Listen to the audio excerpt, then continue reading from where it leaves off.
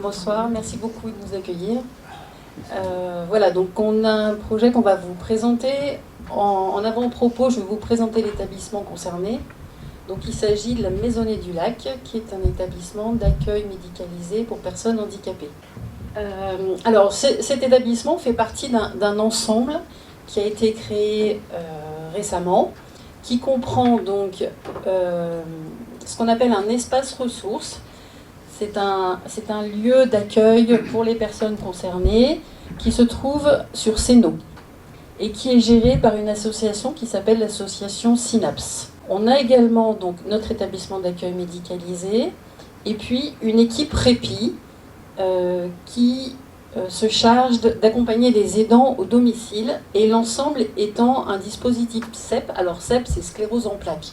Donc en fait, plus largement, c'est un dispositif qui accompagne donc ou dans l'information, ou dans l'hébergement, ou dans le domicile, les personnes concernées par une maladie neurodégénérative, type sclérose en plaques et toutes les maladies qu'on dit apparentées voilà, de l'adulte jeune.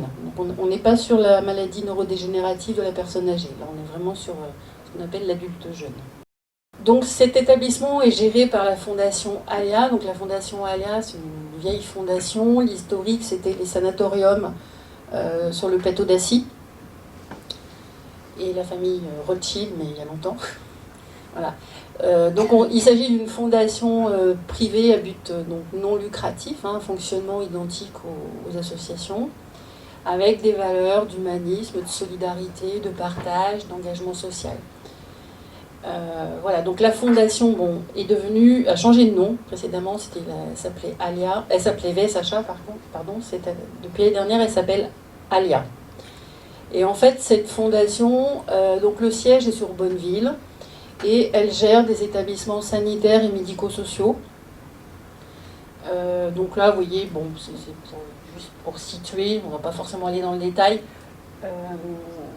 On est sur Bonneville, sur Salans, sur Cluse, sur Maglan, et puis plus près, l'établissement d'accueil médicalisé dont on parle sur Saint-Joriot, et en Savoie, un EHPAD et un SIAD au Châtelard. Alors en ce qui me concerne, en fait, je suis directrice de la Maisonnée du Lac à Saint-Joriot et de l'EHPAD et du SIAD du Châtelard.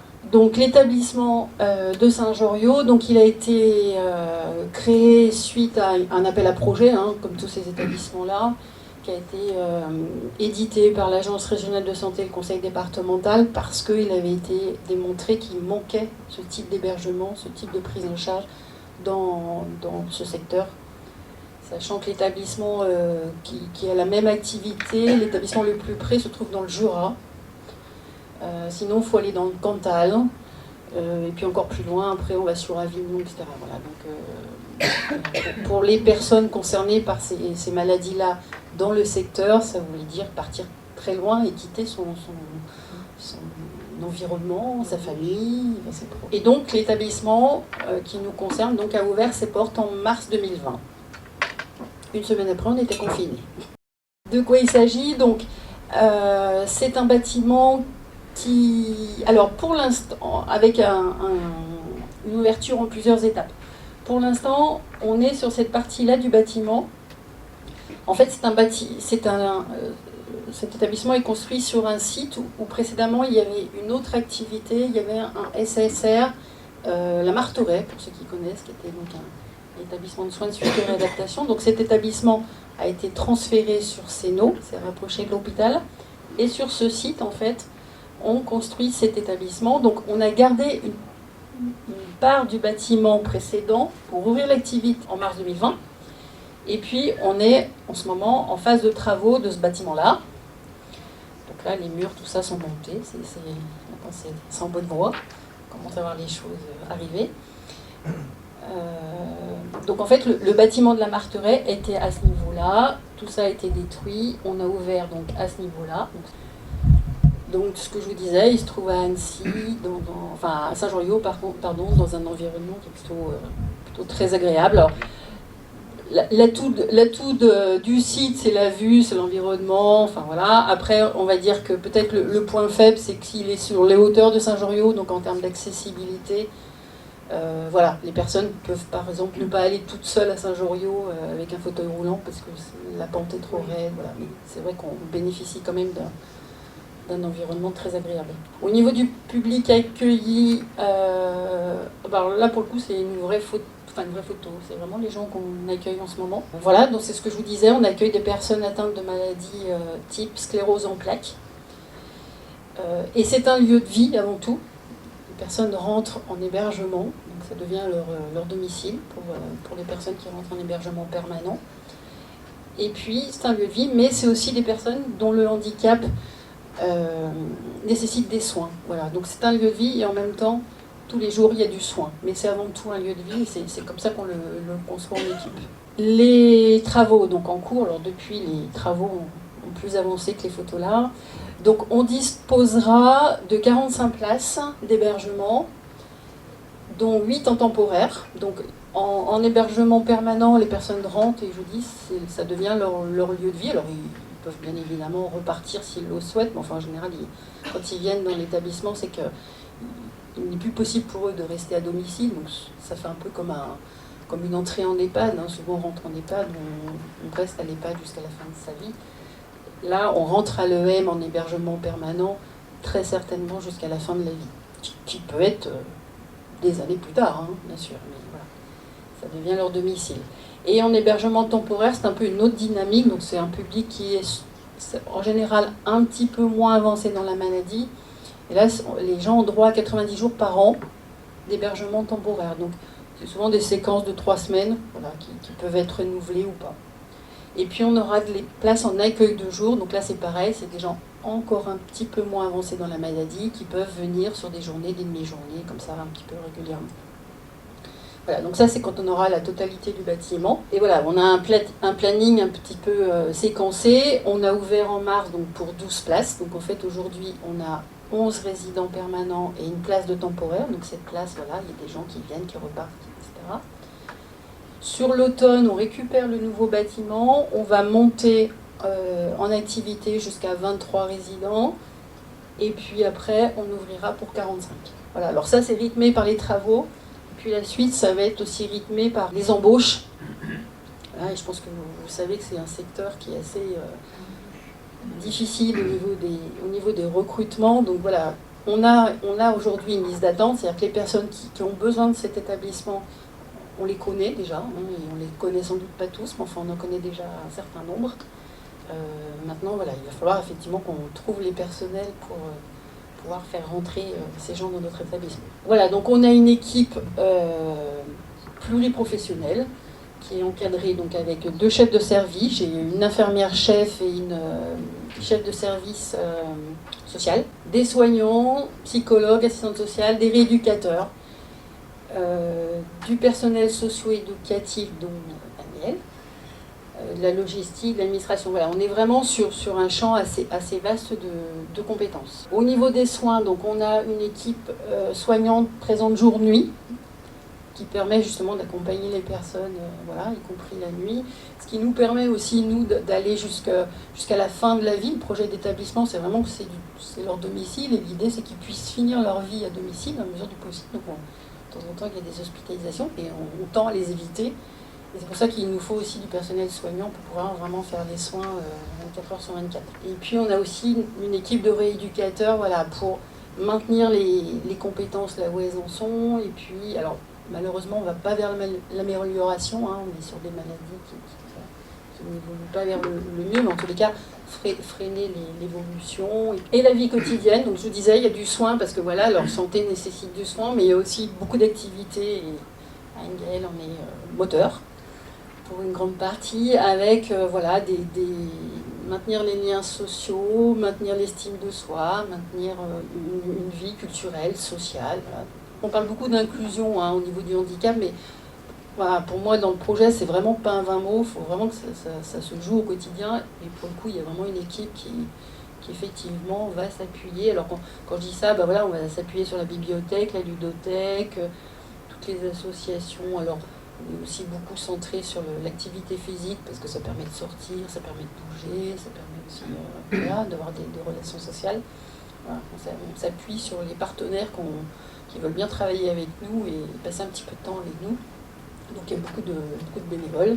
Alors juste oui, un petit mot par rapport à l'équipe qui accompagne l'établissement. Donc c'est l'équipe Prépi, c'est l'équipe Atlas.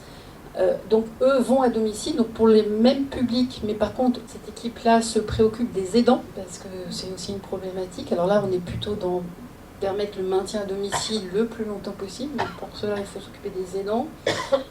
Voilà, donc ils vont à domicile, ils travaillent avec l'aidant et l'aidé pour permettre du répit. Donc en fait ils s'occupent de l'aider, alors en fonction des projets, hein, donc ils sortent, ils vont se promener, ils vont faire du sport, ils vont faire tout un tas de choses. Et ça permet à l'aidant de prendre du temps pour lui. Donc dans cette équipe-là, on a une psychologue, une assistante sociale, une infirmière, une aide-soignante et une enseignante en activité physique adaptée. Voilà. Et puis donc en partenaire, voilà, l'établissement d'accueil médicalisé et toujours cette équipe Prisma, alors qui n'est pas gérée par la Fondation Alia, mais qui est un vrai partenaire dans la proximité des activités. Madame la directrice, quelle serait votre demande pour le Rotary? Eh bien, on va être bien. Ouais. Il y a un projet. Il y a un projet. Mais il peut y avoir un deuxième, un troisième, un quatrième projet pour répondre à ta question sur lequel on reviendra à la fin de la présentation d'Anne-Gaëlle. D'accord? Bon, je prends une minute le micro avant de le céder bien volontiers à Anne-Gaëlle. Donc, un jour, n'est-ce pas, Jocelyne? Once upon a time. Okay. Donc, tu m'as transféré un message qui était arrivé sur le club, d'accord, qui était un message qui était posté par Anne-Gaëlle, qui s'est présenté, qui dit, bah voilà, on fait des choses, je suis éducatrice à la Maisonnée du Lac, et puis on cherche du monde pour essayer de faire des choses. Hein. Donc, elle est partie à la pêche. Bon, il s'avère que le premier pêcheur, qui était matinal, je l'ai vu et tout de suite j'ai répondu, parce que ça allait bien dans le scope de ce qu'on voulait faire cette année au niveau de l'inclusion, du handicap, etc. Donc je ne me suis pas posé de questions et tout de suite on a pris rendez-vous rapidement. Donc j'ai été faire une première visite qui m'a un peu bouleversé. Et donc je lui dis que de toute façon, on fonctionnait sur appel à projet. Sur le principe d'aider, oui, mais qu'il nous fallait quelque chose de concret et qu'on viendrait abonder sur ce projet concret. Quoi. Et donc, ils ont travaillé, donc j'ai rencontré la deuxième fois Anne-Gaëlle avec la chef de service social, c'est ça? Voilà, puisque vous-même, vous étiez un tout petit peu KO. Et puis, donc, le projet, donc, et je ne veux pas le dévoiler, je ne veux pas le spoiler, donc le projet m'a été présenté, on en a discuté au niveau du comité, et le comité a validé donc, le fait de ce soutien sur ce premier projet, sachant qu'il y a un deuxième, là c'est pour faire un test, mais je ne le dévoile pas. Et donc j'ai dit qu'on vous aiderait sur la continuation et que par rapport à la question d'Albert, effectivement là c'est quelque chose de petit, mais que effectivement le Rotary peut se mobiliser de façon plus importante et d'amener une aide plus substantielle. D'accord? Voilà, j'arrête là et je vous donne le micro. Bonsoir à tous. Du coup, je vais vous présenter un projet qui tourne autour de la musique principalement, mais qui a aussi d'autres intérêts. Donc c'est la borne Andy Mello. Donc c'est une borne interactive. L'idée c'est qu'on a vraiment repéré que la musique elle était source de bien-être, que c'était un vrai stimulant pour les résidents, enfin pour tout être humain en fait, globalement, et que ça avait des effets vraiment bénéfiques et positifs. J'ai vraiment un exemple en tête d'une de nos résidentes qui a une sclérose en plaques assez avancée avec un AVC et qui a des troubles cognitifs quand même très très importants. Et en fait quand on chante avec elle ou qu'on lui met de la musique, alors que ce qui s'est passé la veille, elle ne s'en souvient plus, elle a un répertoire musical incroyable, elle connaît les chansons par cœur, ses chanteurs préférés, elle les connaît encore par cœur. Si on fait un blind test avec des chansons des années 60, 70, 80, même jusqu'à maintenant, parce qu'elle écoute de la musique maintenant, elle connaît tout et c'est vraiment au niveau cognitif, on arrive à voir qu'il y a des choses qui restent et qui sont vraiment ancrées. Et du coup, voilà, on voit vraiment que la musique, elle joue son rôle auprès de cette problématique-là. Donc la bande Andy Mello, c'est vraiment un jukebox où il y a 2000 chansons de toutes les générations confondues. Alors peut-être que certains ont entendu parler de l'autre, la première bande, c'était la bande Mello qui était vraiment à destination des EHPAD pour les personnes plutôt en gériatrie. Donc les chansons, c'était vraiment des chansons des années 60-70. Là, ils ont développé la borne Andy Mello, comme ça, elle touche tous les publics. Enfin, de 70 à 2020. Il y a vraiment des chansons pour tous les goûts. C'est vraiment donc, un jukebox avec 2000 chansons et à côté de ça, des activités ludiques et stimulantes. Donc ils ont mis en place des lotos, il y a des banques de sons pour faire des mémories sonores, il y a des karaokés, il y a des livres audio. Et puis on peut nous-mêmes créer des nouveaux jeux et les mettre dans la borne pour alimenter cette borne-là, en sachant que eux, à peu près tous les mois, ils font des nouveautés. Donc à chaque fois, c'est réactualisé. Et il y a un nouveau atelier qui est en train de se faire, c'est atelier danse et chorégraphie, donc c'est des petites séquences de chorégraphie. Donc ce qui est aussi intéressant pour notre public, comme ça on va travailler aussi la mouvance du corps. Voilà. Donc c'est une borne qui est simple d'utilisation, elle est tactile et sinon il y a 5 gros boutons, ce qui fait que c'est très facile d'utilisation pour tout le monde, pour les résidents comme pour le personnel, comme pour les familles qui viendront. C'est très très facile d'utilisation et elle est mobile et stable. Donc stable, ce qui fait que s'il y a un fauteuil qui arrive trop vite sur la borne, elle ne pourra pas tomber parce qu'en fait elle est vraiment solide, mais elle peut être mobile. Donc en fait il y a un système de roulettes, donc on bascule et on peut la déplacer où on veut. Donc elle est bien étudiée pour être tout en étant stable, solide et mobile. Et comme l'établissement, il va y avoir 4 unités, l'idée qu'après, c'est qu'elle puisse être déplacée dans toutes les unités pour servir à tout le monde et qu'elle ne soit pas à un seul endroit où elle va bénéficier à une poignée de résidents. Donc là, l'idée, c'est que vraiment tout le monde puisse en profiter.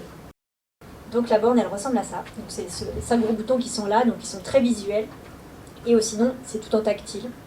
Donc il y a différents modes, je ne vais pas tout vous expliquer parce que je ne pourrais pas tout vous dire, mais en tout cas, voilà, il y a un niveau très facile où c'est un choix de 3 chansons qui est aléatoire et ça change toutes les 15 secondes. Donc ça propose 3 chansons et il suffit de cliquer sur le chanteur qu'on veut. Et sinon, un mode facile, donc un petit peu moins facile que le premier, où il y a tout le répertoire qui défile et on choisit le chanteur qu'on veut, puis la chanson qu'on veut.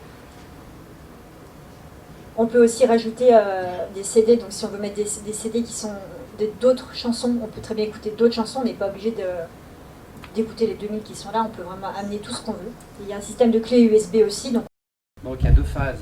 Il y a une phase qui était une phase de test, de découverte. C'est comme ça où vous allez pouvoir la tester aussi longtemps que vous voulez pour voir l'effet sur les résidents, puis également sur les familles des résidents qui vont également... Donc on a dit, nous déjà on va financer aussi longtemps qu'il faudra faire ce test.